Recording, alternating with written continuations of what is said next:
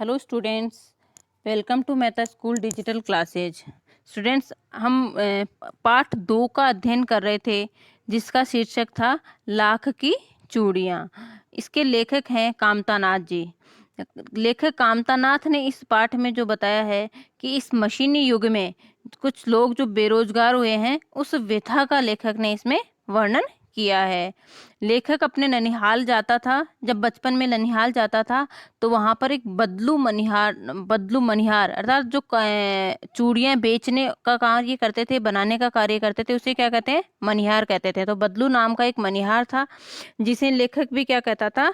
बदलू काका कहता था। रिश्ते में वो बदलू मामा लगते थे, लेकिन बाकी सब बच्चे उसे बदलू काका कहते थे, इसलिए वह भी उसे बदलू काका ही कहते थे।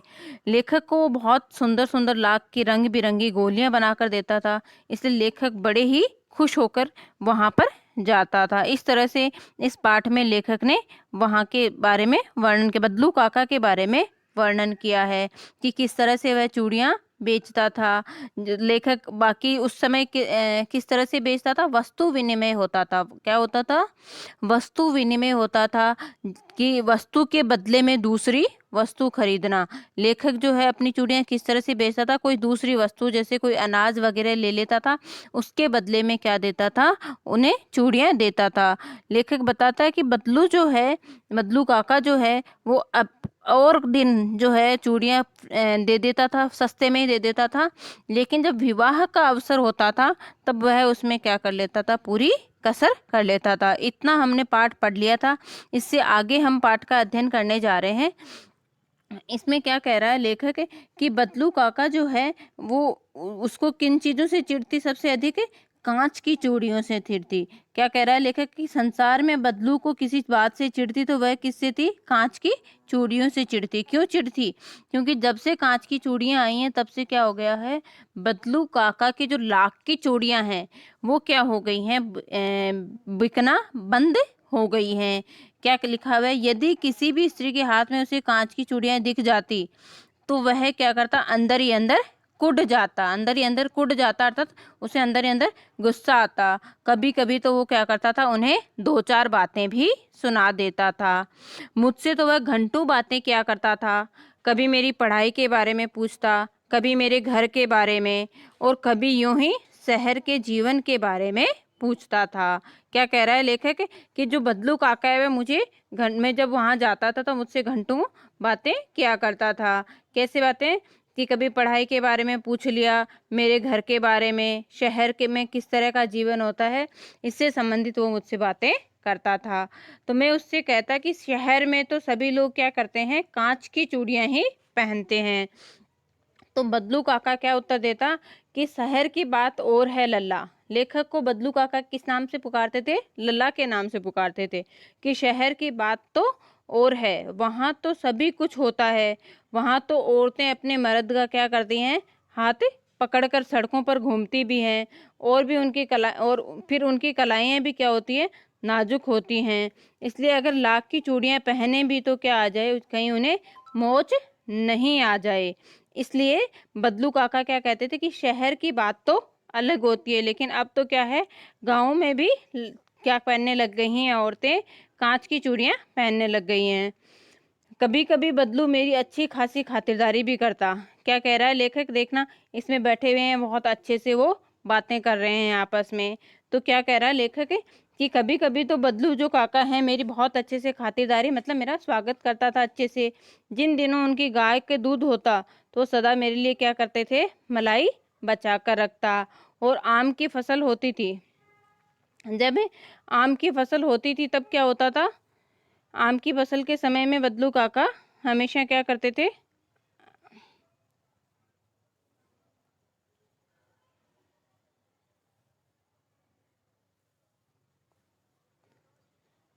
मैं रोज उनके यहाँ क्या करता था? 2-4 आम खाता था। मैं यहाँ उनके 2-4 आम रोज खा के आ जाता था आम की फसल के टाइम में। परंतु इन सब बातों के अतिरिक्त जिस कारण मुझे वह अच्छा लगता था कि वह रोज ही मेरे लिए 1-2 गोलियां, कैसी गोलियां? लाख से रंग बिरंगी गोलियां बनाकर देता था। मैं बहुधा हर गर्मी की छुट्टियों में अपने मामा के यहाँ पे चला जाता था। क्या होता था, लेखक जो है हर गर्मियों की छुट्टी में कहाँ जाता था, अपने ननिहाल मामा के घर जाता था। वहाँ पर ही वो बदलू काका क्या करते थे, लाख की चूड़ियाँ बनाते थे। तो लेखक जो है उनके वहाँ पे भी जाता था और एक आध महीने वहाँ रहता था, स्कूल खुलने के समय वापस आ जाता। परंतु दो तीन बार ही मैं अपने मामा के यहाँ गया होऊंगा। तभी मेरे पिता के एक दूर के शहर में बदली हो गई और एक लंबी अवधि तक अपने मामा के गांव में नहीं जा सका। तब लगभग 8-10 वर्षों के बाद जब मैं वहां गया तो इतना बड़ा हो चुका था कि लाख की गोलियों में मेरी रुचि नहीं रह गई। लेखक क्या कह रहा है कि जब मैं 8-10 साल बाद में, पहले शुरू शुरू में मैं लगातार गया था 2-3 साल, लेकिन बाद में मेरे पिताजी की जो है वो क्या हो गई, बदली बहुत दूर के शहर में हो गई। तो मैं लंबे समय तक वहां पर नहीं जा पाया ननिहाल। और जब मैं 8-10 वर्षों के बाद वहां गया तो मैं इतना बड़ा हो चुका था कि मेरी अब लाख की जो गोलियां मुझे पहले मिलती थी तो मैं बहुत खुश होता था, इनमें कोई भी रुचि नहीं रह गई थी। अतः गांव में होते हुए भी कई दिनों तक मुझे बदलू काका का ध्यान ही नहीं आया, मैं उनसे मिलने गया ही नहीं। इस बीच मैंने देखा कि गांव में लगभग सभी स्त्रियों ने क्या कर रखे थे, कांच की चूड़ियां पहने हुए थी। गांव में सभी स्त्रियों ने कांच की चूड़ियां पहनी हुई थी, बिरले ही हाथों में मैंने लाख की चूड़ियां देखी। तब एक दिन सहसा मुझे क्या आ गया, बदलू काका का ध्यान आ गया। सहसा मतलब अचानक से मुझे एक दिन बदलू का ध्यान हो आया। बात यह हुई कि बरसात में मेरे मामा की छोटी लड़की आंगन में फिसल कर गिर पड़ी और उसके हाथ की कांच की जो चूड़ी थी टूट करके उसकी कलाई में घुस गई, उसके हाथ में लग गई थी कांच की चूड़ी से और उसे खून बहने लग गया। मेरे मामा उस समय घर पर नहीं थे, मुझे ही उसकी क्या करनी पड़ी, मरहम पट्टी करनी पड़ी। तब सहसा मुझे अचानक से बदलू का ध्यान आया और मैंने सोचा उससे मिल करके आता हूँ। अतः शाम को मैं घूमते घूमते उसके घर चला गया। बदलू वहीं चबूतरे पर नीम के नीचे एक खाट पर लेटा हुआ था। तो मैंने जाकर क्या कहा, नमस्ते बदलू काका। मैंने क्या कहा कि नमस्ते बदलू काका। तो वो कह रहा नमस्ते भैया। उसने मेरी नमस्ते का उत्तर दिया और उठकर खाट के ऊपर बैठ गया। खाट किसे कहेंगे अपन, जो पलंग चारपाई होती है उसे कहते हैं। चारपाई के ऊपर बैठ गया, परंतु उसने मुझे पहचाना नहीं। देर तक मेरी ओर देखता रहा। लेखक को बदलू काका पहचान नहीं पाया, बहुत देर तक वो देखता रहा। तो फिर बताया मैंने कि मैं हूँ जनार्दन काका, आपके पास से गोलियां बनवा कर ले जाता था। मैंने क्या किया, उनको अपना परिचय दिया। लेखक क्या कह रहा है, बदलू काका को मैंने अपना परिचय दिया कि मैं जनार्दन हूँ और आपके पास से बहुत सारी गोलियां बनवा करके ले जाता था। बदलू फिर भी चुप रहा, मानो वह अपने स्मृति पटल पर अतीत के चित्र उतार रहा हो। बदलू काका चुप रहा और ऐसे लग रहा था मानो अपने स्मृति पटल मतलब अपनी याददाश्त पे वो क्या कर रहा हो, जोर दे रहा हो और कुछ अतीत का मतलब पीछे का याद करने की कोशिश कर रहा हो। और फिर वो एकदम से बोल पड़ा, आओ आओ लल्ला बैठो। मतलब एक याद आ गया था उसको, बहुत दिनों बाद गांव आए। तो लेखक कह रहा, हाँ इधर आना नहीं हो सका काका। लेखक क्या कह रहा है कि मैंने चारपाई पर बैठते हुए क्या उत्तर दिया कि इधर आना ही नहीं हुआ। और लेखक चुप हो गया। लेखक क्या कह रहा है कि मुझे वे दिन याद हो आए जब वह मेरे लिए मलाई बचाकर रखता था। जब मैं गांव जाता था, ननिहाल जाता था, तो वहां पर मेरी खातिरदारी करने के लिए वो मेरे लिए मलाई बचा कर रखता था। मैंने कहा गाय तो अच्छी है ना काका। तो क्या कह रहा है वो, बदलू काका क्या कहता है, गाय कहाँ है लल्ला, 2 साल हो गए, गाय तो क्या कर दी मैंने, बेच दी, कहाँ से खिलाता उसे।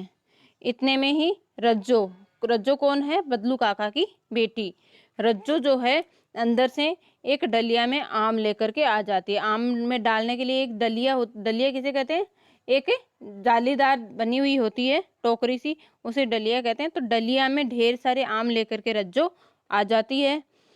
तो मैंने कहा ये तो बहुत सारे हैं काका, इसे मैं कहाँ खा पाऊंगा। लेकर क्या कहता है बदलू काका से कि ये तो बहुत सारे आम हैं, इतने आम मैं कैसे खा पाऊंगा। तो बदलू काका क्या कह रहे हैं, वाह वाह, हंस हंस पड़ते हैं बदलू काका, हंस देते हैं। शहरी ठहरे ना कि अब तुम क्या हो गए हो, शहर वाले हो गए हो, तो तुम्हें कैसे भाएंगे ये इतने सारे आम।